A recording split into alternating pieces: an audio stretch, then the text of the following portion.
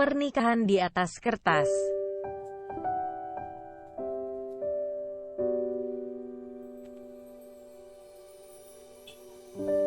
Jangan lupa subscribe ya, dukungan kalian untuk berkembangnya channel Novelku. Jangan lupa tersenyum. Kamu berhak bahagia, setidaknya untuk orang-orang yang kamu sayangi. Jangan lupa jaga kesehatan ya.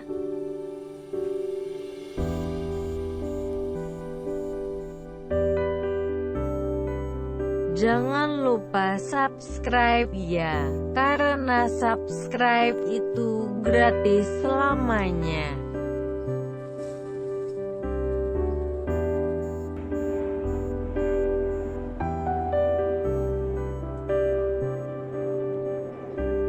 Chapter 39. Permisi Pak, saya ingin memberikan obat dan mengganti infusan yang telah habis untuk pasien bernama Agnes, ucap Aksa mengada-ada. Kedua ajutan yang standby di depan ruangan itu pun hanya memerhatikan Aksa. Nampaknya penyamaran Aksa sudah cukup baik hingga kedua ajudan bertubuh kekar itu mudah dikelabui. Baik, tapi saya kawal hingga di dalam ya. Silakan masuk, seru salah satu ajudan. Permisi Bu, ini ada perawat yang ingin memberikan obat dan mengganti infus non Agnes, ucap ajudan itu. Oh gitu, oke silahkan. Aksa menundukkan kepalanya dan menghindari kontak mata dengan Senja. Sebaik apapun Aksa dalam menyamar menjadi orang lain, sang adik pasti akan lebih mengetahuinya. Tanpa menjawab dan Habia memberikan kode, Aksa langsung menjalankan aksinya untuk mulai memasukkan cairan racun ke dalam selang infusan Agnes. Kayaknya botol infus yang lama masih banyak, gak usah digantikan? Tanya Senja sambil memperhatikan botol infus yang sebelumnya. Apa Aksa menjawab sesuatu? Tidak. Jika saja ia harus berucap, itu akan semakin membuat Senja curiga dengan suara bas sang kakak. Aksa hanya merespon sebuah anggukan kepala, serta tanpa diikuti tatapan mata oleh keduanya. Setelah berhasil memasukkan cairan racun ke dalam selang infusan melalui suntikan, Aksa tersenyum simpul memperhatikan Agnes. Maafkan aku Agnes. Aku harus mengorbankan nyawamu untuk melampiaskan dendamku pada Fauzan, kakakmu. Batin Aksa sedikit merasa bersalah. Senja melihat gerak-gerik perawat palsu itu yang menatap Agnes dalam. Ia cukup risih karena sahabatnya ditatap begitu aneh dengan orang yang tidak ia kenal. Kenapa ngeliatin adik ipar saya sampai seperti itu, Mas? Obatnya udah selesai kan? Udahan kan? Kamu bisa langsung keluar kan? Ucap Senja menahan kesal. Lagi-lagi tanpa menjawab, Aksa langsung keluar dari ruangan. Sedangkan Senja masih tak habis pikir dengan sikap tak sopan perawat itu pada adik iparnya. Karena merasa ada gelagat sesuatu yang aneh, akhirnya Senja menelepon sang suami untuk memberitahu semuanya. Halo sayang, ada apa? Apa kamu udah merindukan aku? Padahal kan kita belum lama berjauhan, ucap Fauzan malah menggoda. Apaan sih? Tadi ada perawat memberikan obat ke dalam selang infusan Agnes, tapi kok perasaanku gak enak ya? Seperti ada hal yang aneh gitu karena perawat itu sama sekali tidak berbicara. Dari balik sambungan telepon, Fauzan mengepalkan tangannya erat. Ia tak terima jika keluarganya ikut dicurangi oleh orang-orang jahat.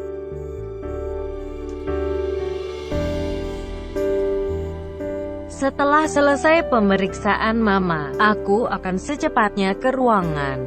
Beritahu aku hal apapun yang terjadi nanti, seru Fauzan memperingatkan. Oke, semoga tidak hal buruk yang akan terjadi lagi, ucap Senja berharap.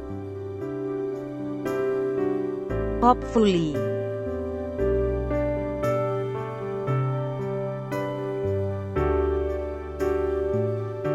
Setelah menjalankan aksi jahatnya, Aksa segera mengganti pakaiannya dari pakaian perawat dengan kaos berlengan setengah panjang. Ia membungkus kembali pakaian perawat itu ke dalam tas bak dan membuang. Berhasil. Dalam waktu 3-4 jam lagi, racun itu akan segera menyebar ke seluruh urat saraf di dalam tubuh Agnes. Dan kamu Fauzan, aku akan jamin bahwa kamu akan jadi laki-laki yang paling depresi setelah ini, gumam Aksa sambil bercermin dirinya di depan wastafel. Laki-laki itu mencuci tangannya dengan sabun hingga 3 kali. Untuk apa? Setidaknya ia tidak bisa mencium aroma racun itu dari balik tangannya.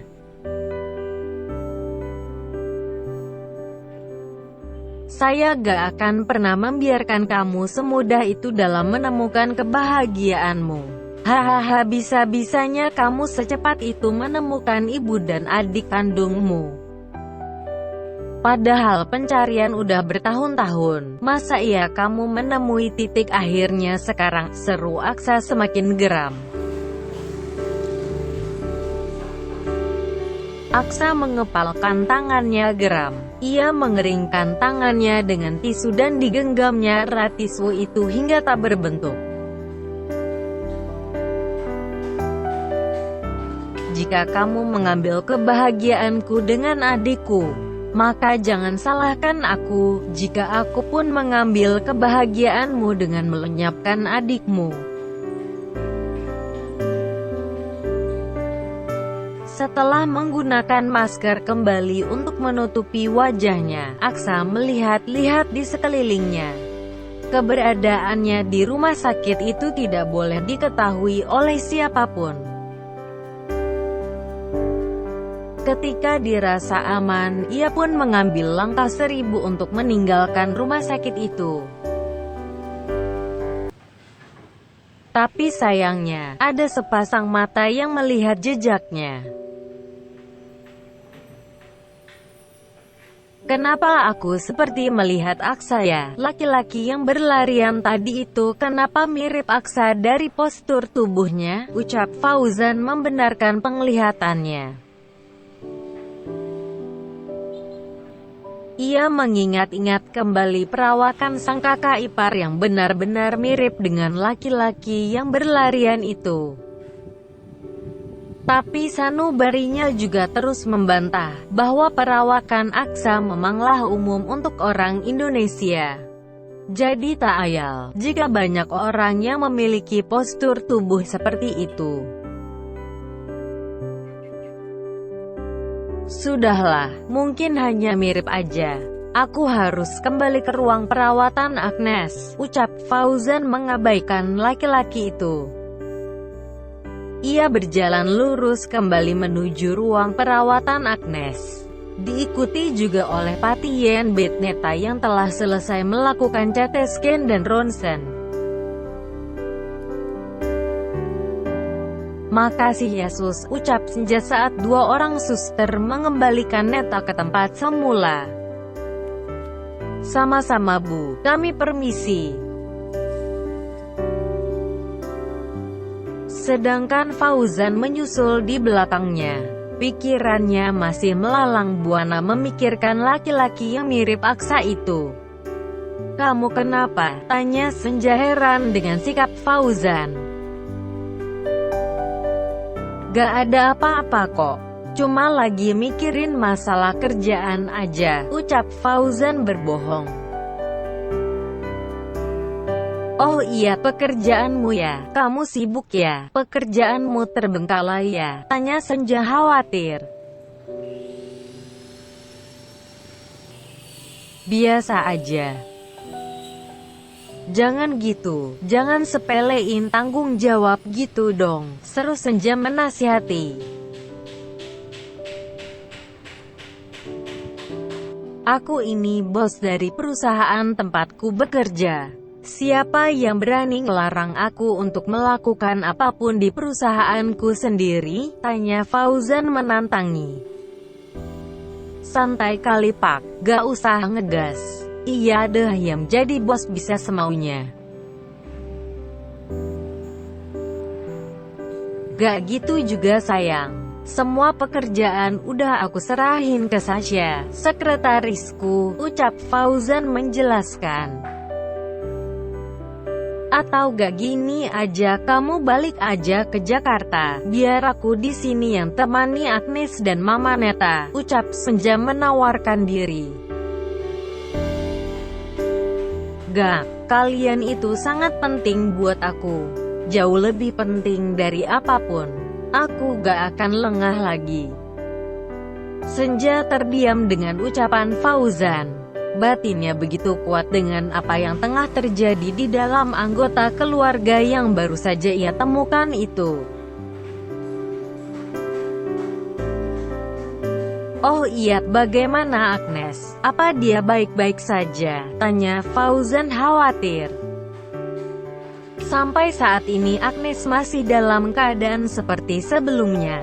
Semoga Agnes baik-baik aja dan perawat laki-laki yang mencurigakan itu memang hanya kekhawatiranku aja. Senja dan Fauzan terus membicarakan mengenai keadaan Agnes dari sofa di ruangan. Mata Fauzan tak lepas dari sang adik yang masih terbaring lelap. Sesekali ia mengeratkan rahangnya demi menahan gejolak emosi. Kini di pikirannya hanyalah keselamatan sang adik yang menjadi prioritas utamanya. Aku gak akan membiarkan satu orang pun mencelakakan adikku. Atau tidak, itu artinya dia sedang menggali lubang kuburannya sendiri. Fauzan mengeluarkan ancamannya dengan penuh emosi.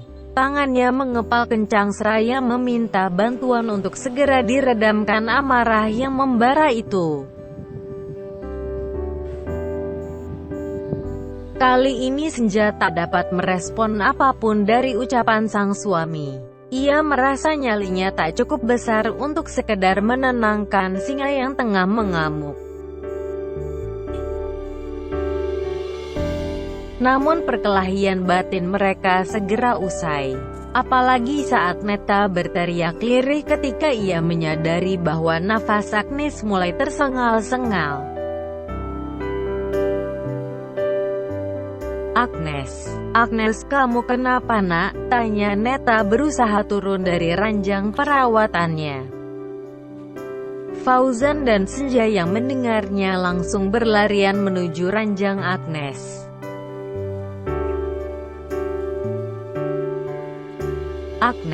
Agnes, Mama yang tenang ya. Kita panggilkan dokter, ucap Fauzan menenangkan Neta. Aku panggil dokter, ucap Senja setelah mencoba menekan tombol emergency tapi belum direspon. Fauzan melihat sang adik yang baru saja ia temukan dalam keadaan yang sangat mengkhawatirkan. Tubuhnya kejang-kejang dengan mulut yang terus-menerus terbuka untuk menarik oksigen.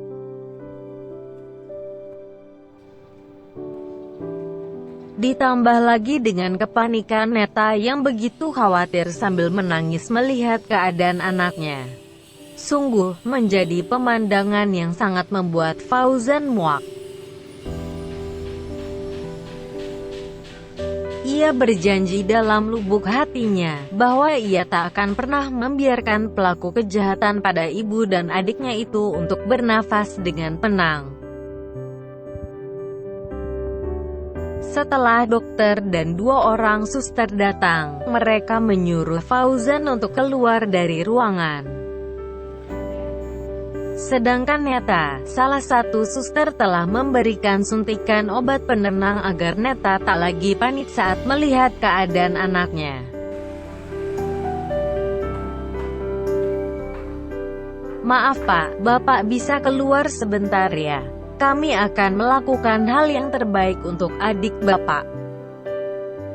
Sementara kondisi Ibu Neta yang panik, "Akan segera kami beri obat penenang dulu," ucap salah satu suster mempersilahkan Fauzan keluar ruangan. "Lakukan yang terbaik yang bisa rumah sakit ini berikan pada keluarga saya," seru Fauzan menekankan kata. "Baik Pak, akan kami usahakan." Fauzan pun keluar ruangan dengan penuh lunglai.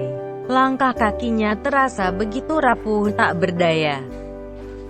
"Kamu yang sabar ya, pasti dokter melakukan yang terbaik untuk Agnes dan Neta. Jangan berhenti berdoa," seru Senja mencoba menenangkan.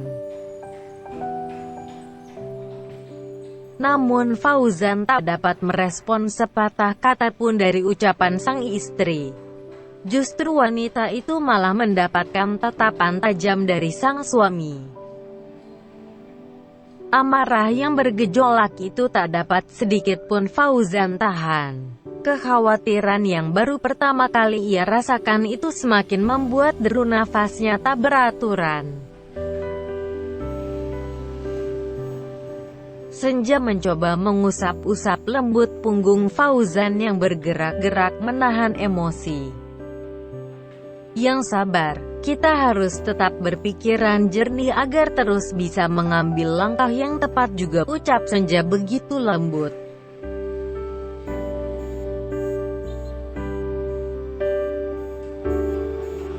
Fauzan hanya melirik tajam sang istri. Ia malah mendekatkan wajah sang istri seolah menyingkirkan jarak di antara mereka. Kamu juga salah satu bagian dari sasaran dendam.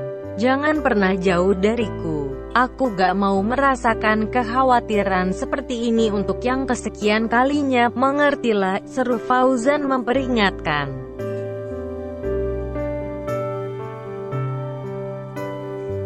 Senja menganggukkan kepalanya. "Aku akan selalu di sini. Ingat, aku tak pernah memintamu untuk mencintaiku. Tapi satu hal yang perlu kamu tahu, kamu begitu berarti untukku.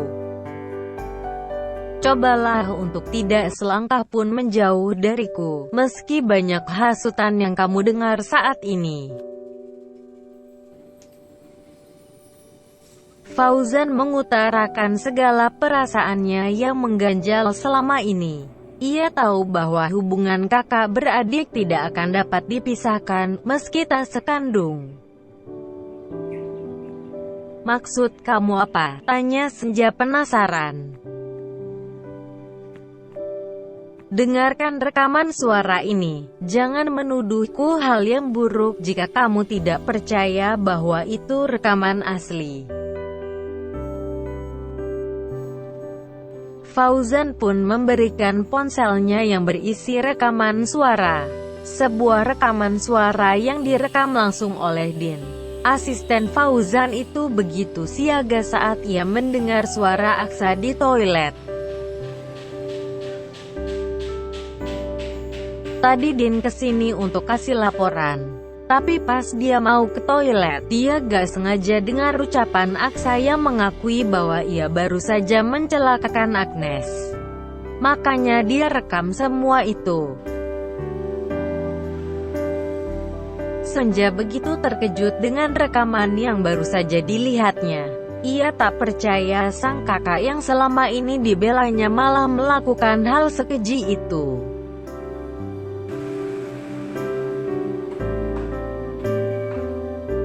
Apakah Aksa mencelakakan Agnes? Gumam Senja sambil memegang kepalanya.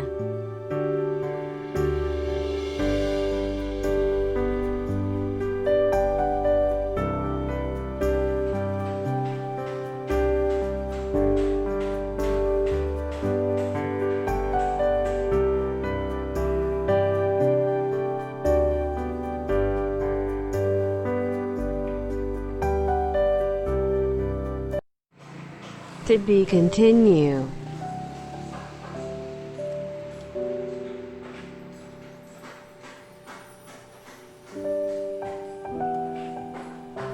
Jangan lupa subscribe dan follow Instagramku Yao.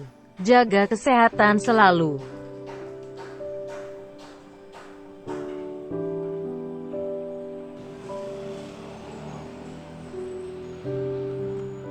Thanks for watching.